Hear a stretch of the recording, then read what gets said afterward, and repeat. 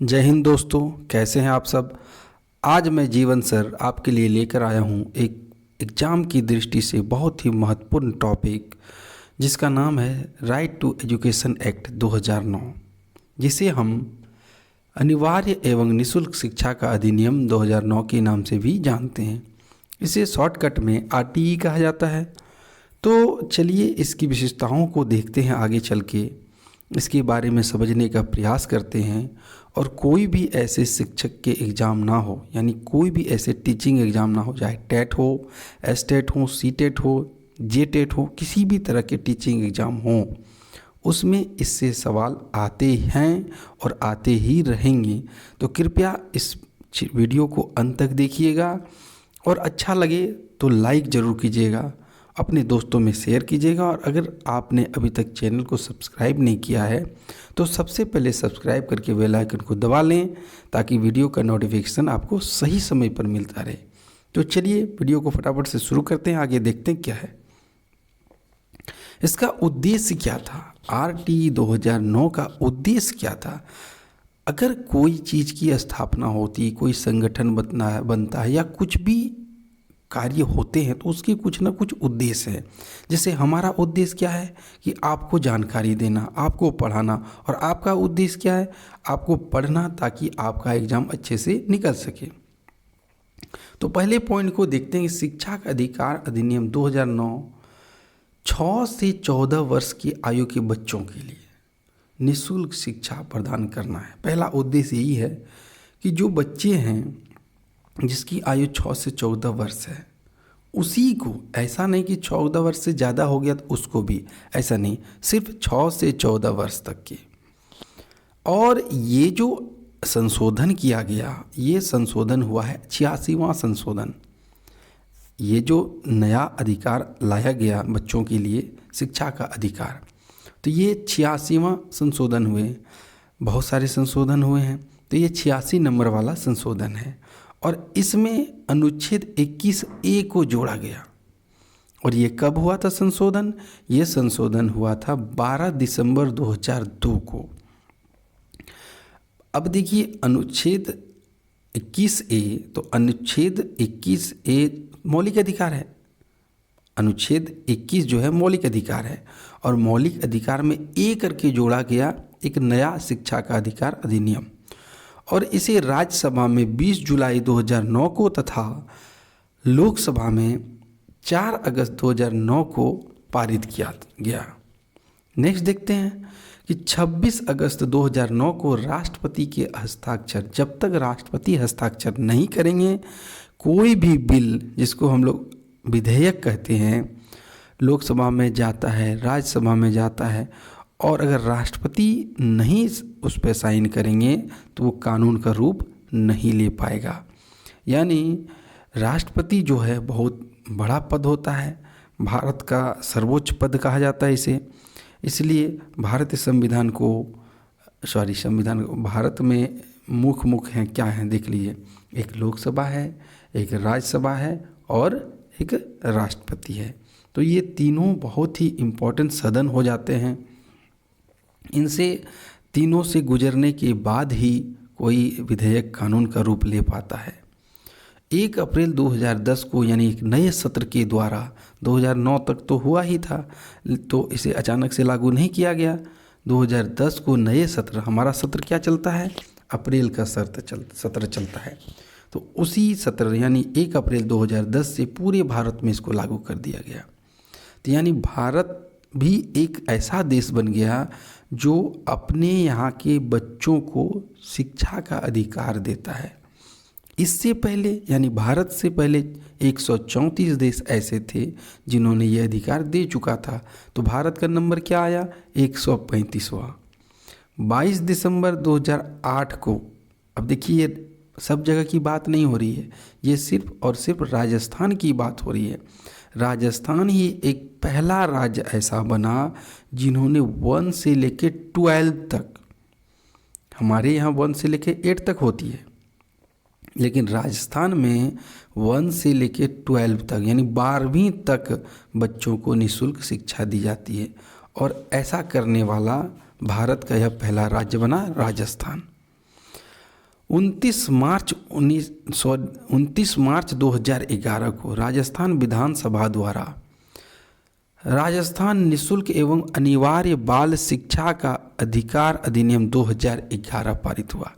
यानी उन्होंने 2009 से प्रेरणा लेते हुए अपना एक पारित किया। 29 मार्च 2011 को पारित किया और उसको लागू कर दिया 1 अप्रैल 2011 को पूरे राजस्थान में। यानी राजस्थान का ये अपना एक्ट हुआ जो अपने राज्य में किया। बाद बाकी जो था वो RT 2009 जो 2010 को लागू हुआ था पूरे भारत में, वो सभी राज्यों के लिए था। लेकिन ये वाला जो अभी हम चर्चा कर रहे हैं वो राजस्थान पर लागू हुआ। अब ये प्रेरित कहाँ था? ये प्रेरित था मौलिक कर्तव्य से। मौलिक कर्तव्य 51A के अंतर्गत 11 मूल कर्तव्यों को जोड़ा गया था। इसी में जब जोड़ा था उसी में जोड़ दिया गया निःशुल्क एवं अनिवार्य शिक्षा का अधिकार 6 से 14 वर्ष। इसमें कुछ कर्तव्य भी जोड़े गए हैं माता पिता के लिए। माता पिता से ये अपेक्षा की जाती है कि वे अपने बच्चों को निःशुल्क एवं अनिवार्य शिक्षा के अधिकार से वंचित ना करें। RT 2009 शिक्षा के अधिकार से संबंधित ऐतिहासिक तथ्य। ऐतिहासिक तथ्य का मतलब होता है कि जो तथ्य इतिहास से जुड़े हुए, यानी ऐसा नहीं हुआ कि RT एक दिन में आ गया, ऐसा थोड़ी हुआ। इससे पहले कुछ घटनाएं घटी होंगी, उसी को कहते हैं ऐतिहासिक तथ्य। उनको देख लेते हैं। सबसे पहले बुनियादी शिक्षा की प्रणाली अपनाई थी महात्मा गांधी ने, और महात्मा गांधी का भी बहुत बड़ा योगदान है इसमें। इस प्रणाली यानी बुनियादी शिक्षा प्रणाली में 7 वर्ष तक के बालक के बच्चों को शिक्षा प्रदान करने का अधिकार दिया जाना था। उनका मांग था महात्मा गांधी का कि जो 7 वर्ष तक के बच्चे, छोटे बच्चे, उसके बाद का नहीं, उनको शिक्षा जरूर मिलनी चाहिए, चाहे वो बालक हो या बालिका हो। इसके लिए 1944 में एक सार्जेंट योजना आई थी जिसका उद्देश्य था 6 से 14 वर्ष के बालक बालिकाओं को निःशुल्क एवं अनिवार्य शिक्षा प्रदान किया जाए। लेकिन ये हर्टाग कमेटी 1929 की सिफारिश के आधार पर प्राथमिक शिक्षा के सार्वभौमिकरण। प्राथमिक शिक्षा का सार्वभौमिकरण का क्या मतलब है? कि सभी को प्राथमिक शिक्षा मिलनी चाहिए, परंतु इसे लागू नहीं किया गया। मांग तो हुआ कि प्राथमिक शिक्षा मिलनी चाहिए, लेकिन नहीं हुआ। बदले में क्या आया? बदले में आया सर्व शिक्षा अभियान, और इसमें बहुत बड़ा देन है महात्मा गांधी का। सर्व शिक्षा अभियान बाद में आया। मांग हुआ था दूसरा, सार्वभौमिक शिक्षा, यानी प्राथमिक शिक्षा के लिए सबको मिलना चाहिए, लेकिन वो नहीं मिला। मिल गया क्या? सर्व शिक्षा अभियान। RT एक्ट 2009 की कुछ विशेषताओं को देख लेते हैं जो इम्पोर्टेंट विशेषता है। इसकी पहली विशेषता यह है कि ये जो लागू होगा सिर्फ 6 से 14 वर्ष के बच्चों पर लागू होगा, उसके बाद को ये लागू नहीं करेगा। यानी लागू होगा तो किस पर होगा? 1 से 8 क्लास तक लागू होगा। 6 से 14 यानी कक्षा 1 से कक्षा 8 तक। इसमें क्या कहा गया है? सरकारी हो या निजी स्कूल हो, जो गरीब बच्चे हैं, जो ऐसे बच्चे हैं जो ST SC OBC या BPL कार्ड धारक हैं, उनके लिए स्कूल को 25% सीट आरक्षित रखनी होगी। नेक्स्ट पॉइंट देखिए कि यदि गैर प्रशिक्षित अध्यापक है, यानी कोई मास्टर, कोई टीचर वो कार्य कर रहा है और उन्होंने ट्रेनिंग नहीं किया है, तो उन्हें 5 साल के अंदर ट्रेनिंग करना होगा। कौन सा ट्रेनिंग? Teacher training. इसी के तहत सरकार टीचर ट्रेनिंग करवा रही थी सबको। आप लोग जानते हैं पिछले विगत वर्षों में हुआ है ऐसा, NIOS द्वारा, नेशनल ओपन स्कूलिंग द्वारा हुआ था ना टीचर ट्रेनिंग, हाँ या नहीं, इसका कमेंट करेंगे आप। तो यानी सभी को एक अच्छा टीचर देना है, और ये जो कार्य करेंगे टीचर को ट्रेनिंग देने वाला कार्य, ये सिर्फ और सिर्फ केंद्र सरकार के अंतर्गत आता है। ऐसे तो शिक्षा समवर्ती सूची का विषय है जिसमें केंद्र राज्य दोनों की भागीदारी होती है, लेकिन ये वाला जो पॉइंट है टीचर को ट्रेनिंग देने वाला पॉइंट, ये पूर्णतः केंद्र सरकार के अधीन आता है। अब यहाँ देख लेते हैं कक्षा 1 से 5 के लिए 30 छात्र पर एक शिक्षक होना चाहिए। कक्षा 1 से 5 के लिए 30 छात्र पर एक शिक्षक होना चाहिए, जबकि कक्षा 6 से 8 के लिए 35 छात्र पर एक शिक्षक होना चाहिए। इसी को कहते हैं छात्र शिक्षक अनुपात। 1:5 के लिए 30:1, 6-8 के लिए 35:1। लेकिन राज्य सरकार की नीति ये कहती है कि यदि 200 स्टूडेंट हो जाते हैं, यदि किसी विद्यालय में 200 स्टूडेंट हो जाते हैं तो वहाँ पर ऐसी हालत में क्या करेंगे, ऐसी हालत में 40:1 को फॉलो करेंगे। समझ रहे हैं बात को? 30:1 1:5 के लिए, 35:1 6-8 के लिए, और यदि 200 की संख्या पार कर गई है तो ऐसे में आपका अनुपात ज़्यादा से ज़्यादा 40:1 हो सकता है। और इस समय क्या है, अगर 6-8 का क्लास है तो उसमें कम से कम एक शिक्षक विज्ञान के होने चाहिए, एक शिक्षक गणित के और एक शिक्षक ईवीएस के होने चाहिए। जहां 100 से अधिक बालक बालिकाएं हों, यदि 100 से अधिक बच्चे हो गए हैं स्कूल में, तो वहां पर एक पूर्णकालिक हेडमास्टर यानी प्रधानाध्यापक होना चाहिए। पूर्णकालिक का मतलब वो डिप्टेशन पे नहीं होता, वैसा नहीं, जो बहाली करके आते हैं वैसा वाला चाहिए, टीचर होना चाहिए। और 3 अंशकालीन शिक्षक। अंशकालीन शिक्षक का मतलब निविदा पर जो शिक्षक रहते हैं, निविदा का मतलब क्या होते हैं, 1 साल के लिए भर्ती होते हैं या 2 साल के लिए भर्ती होते हैं, वैसे शिक्षक कितने होने चाहिए, 3। लेकिन प्रधानाध्यापक मेन वाला जो एग्ज़ाम दे करके आता है, जिसका प्रमोशन होगी बनता, वैसा वाला चाहिए। आप देखेंगे कि केंद्रीय विद्यालय वगैरह में 1 साल के लिए बहाली आता है, इसे अंशकालिक शिक्षक कहा जाता है। ऐसे शिक्षकों, वैसे शिक्षक में किस किस विषय के होंगे, एक कला का, एक आर्ट्स के शिक्षक होंगे, एक हेल्थ के शिक्षक होंगे यानी स्वास्थ्य का, और एक शिक्षक होगा शारीरिक शिक्षा का।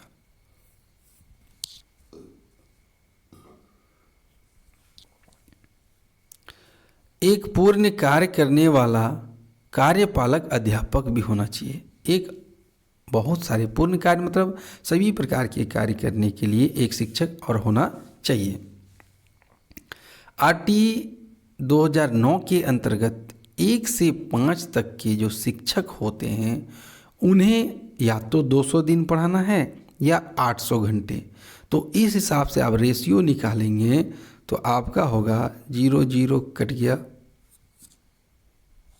2 चौके 8, यानी पर डे 4 घंटे उन्हें काम करने पड़ेंगे 1-5 के लिए। और इसको काटेंगे तो 4.5 घंटे उनको काम करने पड़ेंगे, 4 घंटे 30 मिनट। ये किसके लिए, ये 6-8 के लिए है और ये 1-5 के लिए। नेक्स्ट देख लेते हैं। इसके अंतर्गत 7 अध्याय हैं। RT 2009 के अंतर्गत 7 अध्याय हैं और इन अध्यायों को आप ध्यान से देखेंगे। ये वाला कितनी बार पूछा गया है, अध्याय 2, याद रखिएगा अध्याय 2 कितनी बार पूछा गया है। अध्याय 1 में क्या है, तो प्रस्तावना है कि क्या क्या करना, ये प्रस्तावना होता है। दूसरा है अध्याय 2 में निःशुल्क एवं अनिवार्य शिक्षा का अधिकार, यहीं से सवाल पूछे जाते हैं।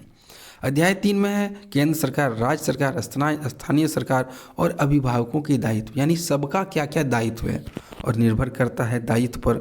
यदि सभी कोई अपना दायित्व अच्छे से निर्वहन करेंगे तो अच्छा क्लास चलेगा, अच्छा विद्यालय भी रन करेगा, है कि नहीं।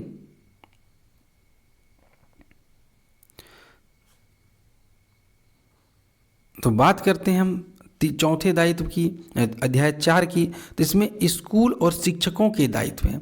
अभी तक हमने देखा 3 में केंद्र सरकार राज्य सरकारों का दायित्व, उसमें अभिभावक भी शामिल है, लेकिन अध्याय 4 में स्कूल और शिक्षक के दायित्व को बताया गया है। 5 में क्या बताया गया है कि प्रारंभिक शिक्षा के पाठ्यक्रम को कम किया जाना चाहिए।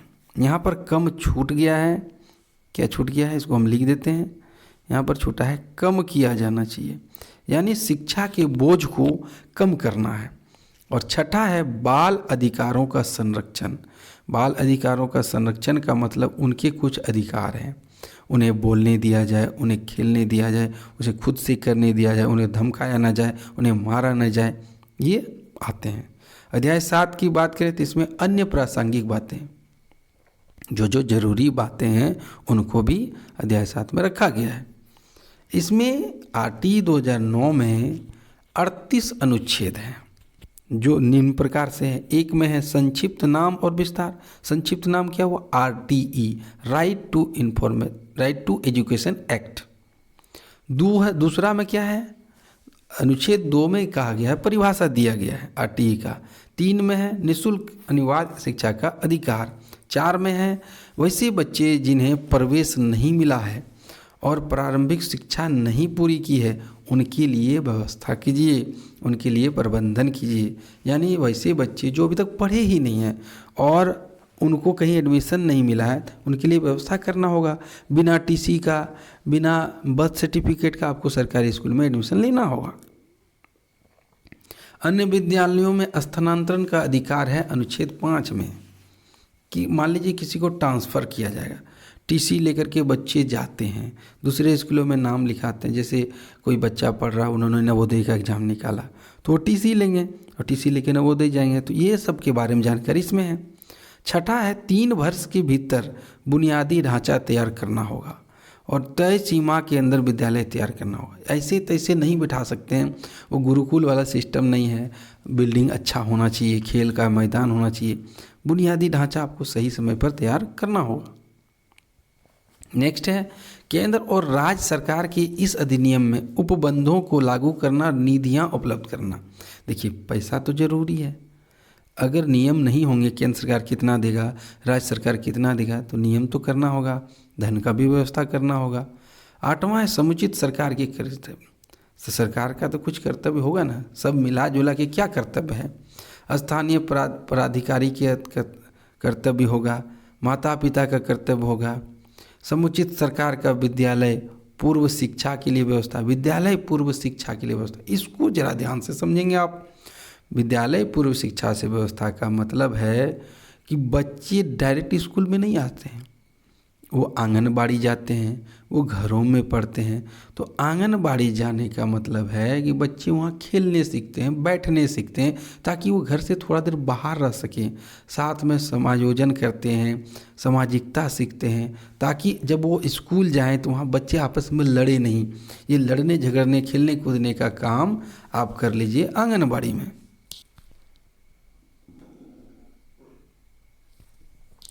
12 में कहा गया है कि दुर्लभ अलाभित समूह के, यानी हमने चर्चा की अभी थोड़ा देर पहले कि जो गरीब परिवार के तबके के लोग हैं उन्हें 25% आरक्षण दिया जाएगा। प्रवेश के लिए किसी प्रति व्यक्ति 30 और अनुवीक्षक प्रक्रिया का ना होना। देखिए प्रवेश के लिए किसी व्यक्ति के पास कोई प्रक्रिया नहीं है, यानी कोई डॉक्यूमेंट नहीं है उसके पास, ना उसका कोई जांच करने वाला है, या मान के चलिए वैसे बच्चे जो पढ़े ही नहीं है, ना कोई कागज़ है, सिर्फ आधार कार्ड है या कोई ऐसा है, तो आपको उसका एडमिशन ले लेना है। ठीक है। 14वां है प्रवेश धारणा आयु। प्रवेश धारणा आयु यानी कि 6 वर्ष हो गया तो इसका अब एडमिशन कराओ भाई। 6 वर्ष के बच्चे हैं, 6 वर्ष से 14 वर्ष तक फ्री है, तो इसको एडमिशन कराओ। नेक्स्ट है बालक प्रारंभ में 6 माह तक कभी विद्यालय में प्रवेश ले सकेगा। यानी सेशन शुरू हो गया, कब से शुरू हो गया? 1 अप्रैल से। तो 1 अप्रैल से अप्रैल, मई, जून, जुलाई, अगस्त, सितंबर, तो इस दौरान वो कभी भी अपना एडमिशन करा सकता है। उसके बाद यदि वो करेगा तो नेक्स्ट सेशन में एडमिशन होगा। किसी विद्यालय द्वारा बालक को किसी कक्षा में प्रवेश से रोका नहीं जाएगा, ना ही उन्हें निष्कासित किया जाएगा। यानी बच्चों को आप हटा नहीं सकते हैं। किस क्लास तक नहीं हटा सकते हैं? 8 क्लास तक नहीं हटा सकते हैं।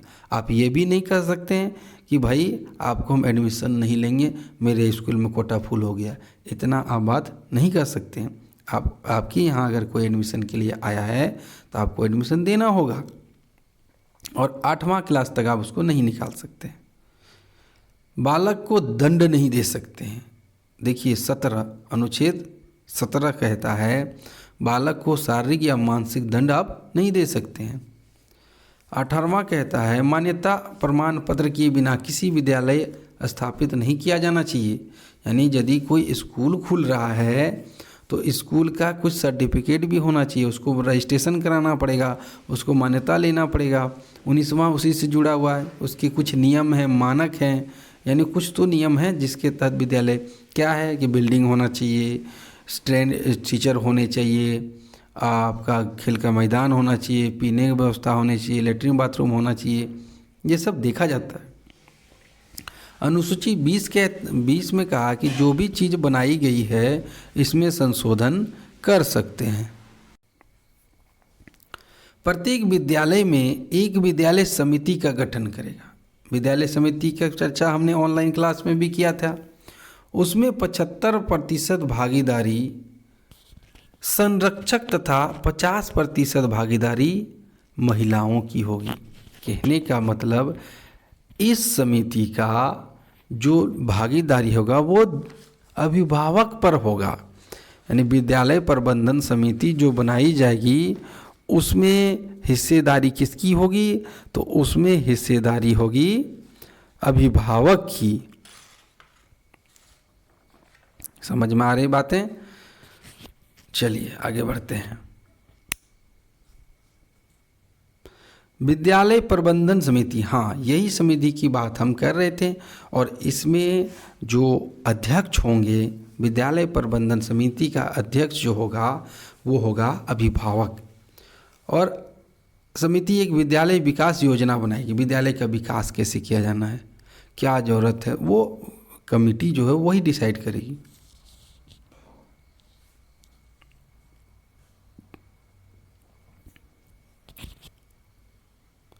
शिक्षकों की नियुक्ति के लिए योग्यताएं और शर्तें, ये 23 में कहा गया है। शिक्षकों के कर्तव्य और शिकायतों को दूर करना, ये कहा गया 24 में। छात्र शिक्षक अनुपात 25 में कहा गया। शिक्षकों की रिक्तियों को भरा जाना, जो कि बन तो गया है बहुत चीज़, लेकिन हमारी विडंबना यह है कि सरकार बदलने के साथ साथ नीतियां बदल जाती, जिससे बहुत पढ़े लिखे युवक पिछड़ रहे हैं, उनकी एज ख़त्म हो रही है। मेरी दरख्वास्त यह सरकार से रहेगी, आप लोग इसको शेयर करें। मेरी दरख्वास्त सरकार से यह दरख्वास्त है, यदि आप इस वीडियो को देख रहे हैं किसी भी माध्यम से, तो ये धारणा को हटाइए। हमारा देखिए झारखंड आज़ाद हुआ कितने वर्ष हो गए और अभी तक शिक्षक की बहाली मात्र 2 बार ही हो पाई है। तो आप जो 50,000 वैकेंसी निकालते हैं, 30,000 20,000, तो ऐसा करें कि 1-1 हज़ार हर साल ले लीजिए। ऐसे में क्या होगा, नए युवकों को चांस मिलेगा, पुराने वाले जो एज एक्सपायर हो रहे हैं उनको भी चांस मिलेगा। अगर मैं बात करूं अपनी, तो मान लेता हूं मेरा इस साल नहीं हुआ, तो मेरे लिए यह उम्मीद रहेगा कि ठीक है अगला साल मेरा हो जाएगा। लेकिन आप लोग पता नहीं क्या सोचते हैं कि आप लोग एक ही बार में लेना चाहते हैं। ऐसे में बहुत ऐसे छात्र हैं जो ट्रेनिंग करके बैठे हुए हैं और किसी तरह अपना जीवन यापन करें। जरा उनके बारे में भी सोचा जाए। आगे के बारे में देखते हैं। शिक्षक को गैर शैक्षणिक परियोजनाओं में अभियोजित नहीं किया जाएगा। देखिए मांग तो अभी आप देखे होंगे, जब जनगणना होती है तो शिक्षक करते हैं जनगणना। आपदा राहत कार्य चुनावी प्रक्रिया में शिक्षक का इस्तेमाल किया जाता है, लेकिन ये नहीं किया जाना चाहिए। उन्हें पढ़ा दें। और अगर सरकारी शिक्षक है तो उन्हें ट्यूशन भी नहीं करने के बारे में कहा गया है। 29 में कहा गया पाठ्यक्रम और मूल्यांकन के बारे में। पाठ्यक्रम यानी सिलेबस, मूल्यांकन यानी जांच होती है वो। और 30 होता है परीक्षा समापन प्रमाण पत्र, यानी सर्टिफिकेट भी तो दिया जाता है ना लास्ट में, वो है। नेक्स्ट है बालक के शिक्षा के अधिकार को मॉनिटर करना। देखिए बहुत सारे जांच करने आते हैं स्कूल में कि बच्चे कैसे पढ़ रहे हैं, उनकी पढ़ाई हो रही कि नहीं, और यदि कोई शिकायत मिला तो उन्हें 3 माह के अंदर उसको ठीक करना है, शिकायतों को 3 माह के अंदर सही करना है। लेकिन ऐसा नहीं होता है, आप सभी जानते हैं 3 माह से ज़्यादा भी हो जाता है। लेकिन देखिए नियम तो है, अगर सब चीज़ सही से होने लगे तो बिल्कुल होगा 3 माह के अंदर। राष्ट्रीय सलाहकार समिति का गठन किया जाना है, 19 अनुच्छेद 33 कहता है, उसमें 15 सदस्य होंगे। राज्य सलाहकार परिषद भी होगा, निर्देश जारी करने की शक्ति होगी, अभियोजन के लिए पूर्व मंजूरी, ये सब पॉइंट हैं, ये सब आप देखें। सद्भावपूर्वक की गई कार्यवाही के लिए संस्थान, समुचित सरकार की नियम बनाने की शक्ति, ये सब 28 पॉइंटों में इतनी सारी बातें की गई हैं। अब हम पढ़ेंगे आरटी एक्ट की प्रमुख धारा, सारी धाराओं को नहीं देखेंगे, मेन धारा को देखेंगे। धारा 3 कहता है निःशुल्क एवं अनिवार्य शिक्षा दिया जाए। धारा 4 कहता है किस आयु के अनुसार प्रवेश दिया जाना चाहिए, 6 वर्ष हो गया तो प्रवेश दे दिया जाना चाहिए। उसके पास कागज़ क्या है नहीं है ऐसा कुछ नहीं, उसको प्रवेश दे दिया जाना चाहिए। 6 वर्ष हो गया तो अगर किसी अन्य विद्यालय में बच्चे जाना चाहते हैं तो उन्हें जाने का अधिकार है। धारा 10 कहता है माता पिता संरक्षक के क्या कर्तव्य होने चाहिए। और धारा 13 कहता है कि सरकारी स्कूल में फीस नहीं ली जाएगी। कहाँ तक 1 क्लास से लेकर के 8 क्लास तक, यानी 6 से 14 वर्ष तक। यहाँ पर एक बात और आपको नोट कराना चाहेंगे कि 614 जो है 6 से 14 वो सामान्य बच्चों के लिए है, जबकि अगर कोई दिव्यांग बच्चे हैं तो उन्हें 6 से 18 वर्ष की आयु तक निःशुल्क शिक्षा दी जाने का अधिकार है। जन्म प्रमाण पत्र अगर नहीं भी है तो धारा 14 ये बात कहती है उन्हें प्रवेश लिया जाए। धारा 15 ये कहता है कि आप प्रवेश के लिए मना नहीं कर सकते हैं। धारा 10 कहता है कि ये तो रिपीट हो गया, यहाँ तक 15 तक हो गया था। धारा 17 कहती है कि दंड की मनाही, और यही धारा आपसे पूछा जाता है कि बच्चों को शारीरिक तथा मानसिक दंड किस धारा के अंतर्गत मना किया गया है, तो धारा 17। धारा 21 के अंतर्गत कहा कि विद्यालय प्रबंधन समिति का गठन होना अनिवार्य है, जिसके अध्यक्ष अभिभावक होंगे। धारा 25 कहता है छात्र शिक्षक का अनुपात। धारा 28 कहता है कि जो सरकारी शिक्षक हैं वो प्राइवेट में ट्यूशन नहीं पढ़ा सकते हैं। धारा 30 कहता है कि प्रमाण पत्र जारी किया जाए लास्ट में। अब देखेंगे इसमें शिक्षक की क्या भूमिका है। तो शिक्षक की भूमिका है ना कि सिलेबस को सही समय पर पूरा करवाइए और समय सारणी के अनुसार चलना है। चलान यहाँ लिखा है लेकिन चलना है कि जो देखिएगा सिलेबस जो भी आप देखेंगे तो उसमें मंथ वाइज कुछ ना कुछ लिखा हुआ रहता है कि किस महीने में क्या पढ़ाना है, इतने कंप्लीट हो जाने चाहिए। अध्यापक द्वारा निर्धारित नियमों का पालन करना होगा। अब अध्यापक है ना, तो प्रधानाध्यापक हैं, अध्यापक हैं, कुछ निर्धारित नियम बनाएं, उसको पालन भी तो कराना होगा। बच्चे उद्दंडता कर रहे हैं और मास्टर बैठ के देख रहे हैं, ऐसा तो नहीं चलेगा ना। इसके अलावे अध्यापक का एक मुख्य कर्तव्य है कि वे समय समय पर टीचर और अभिभावक मीटिंग करें, उनको बताएं कि बच्चों के बारे में उसके अभिभावकों को अवगत कराएं कि हमारे यहाँ क्या हो रहा है, आपके बच्चे इस तरह करते हैं उस तरह करते हैं। समय समय पर मीटिंग, हमारे हिसाब से मंथ में एक बार पेरेंट टीचर मीटिंग होना ही चाहिए। अब ये कुछ चार्ट है, आप देखिए कि 1 to 5 का अगर है शिक्षक तो उसको 200 घंटे कार्य करने होंगे, 200 दिन। 1 to 5 का शिक्षक है तो उन्हें 200 दिन कार्य करना होगा। अगर इसी को घंटे में कहें तो 800 घंटे करने होंगे। 6 to 8 के लिए 220 दिन का कार्य करना होगा। घंटे में बात करें तो 1000 घंटे करने होगा। तो इस तरह आप देखें कि प्रत्येक सप्ताह शिक्षक को कम से कम 45 घंटे का न्यूनतम कार्य करना होता है। नेक्स्ट है शिक्षक द्वारा एक सप्ताह में न्यूनतम कार्य किए 45 घंटे हैं, ये हमने अभी बताया। तो आप देखिए कि अगर कक्षा 1 to 5 है और 91 से लेकर 120 स्टूडेंट है तो शिक्षक होंगे 4, 40 बच्चे पर एक शिक्षक, तो 121 से 140 या 12, तो 121 से 150 तक में 5 शिक्षक हो गया, 120 तक में 4 हो गया, 4 हुआ ना। अब इससे आगे बढ़ेगा तो 5 हो जाएगा। 60 बच्चों पर 2 शिक्षक, तो यानी 30 का अनुपात चल रहा है। तो अगर वो 150 से 200 पार कर गया तो 5 शिक्षक और एगो प्रिंसिपल होगा। ये जो शिक्षक का अनुपात होता है इसमें प्रिंसिपल को नहीं जोड़ा जाता है। 61 से 90 बच्चों पर 3 शिक्षक और 200 से अधिक हो गया यदि तो 40:1 चलेगा। हमने अभी थोड़ा देर पहले चर्चा किया था इसको। तो आपने वीडियो को अंत तक देखा, इसके लिए बहुत बहुत धन्यवाद। मेरा आपसे रिक्वेस्ट यही है कि आप जिन्होंने अंत तक नहीं देखा है एक बार ज़रूर देख लें, अपने दोस्तों में से इतना शेयर करें कि ये थोड़ा वायरल कीजिए इसको, क्योंकि ये जो टॉपिक है ये टॉपिक बहुत बहुत ही इम्पोर्टेंट है और कोई भी ऐसा टेट एग्ज़ाम ना हो जिसमें ये इससे सवाल ना आए हों। तो उम्मीद करता हूँ मैं अच्छे से आपको समझा पाया। अगर वीडियो अच्छा लगता है तो आप कमेंट करें, लाइक करें, सब्सक्राइब करें, शेयर करें और थोड़ा हमारा सपोर्ट करें कि हम लोग की बातों को दूर दूर तक फैलाएं सोशल मीडिया में। तो आज की इस वीडियो में बस इतना ही। जय हिंद, धन्यवाद।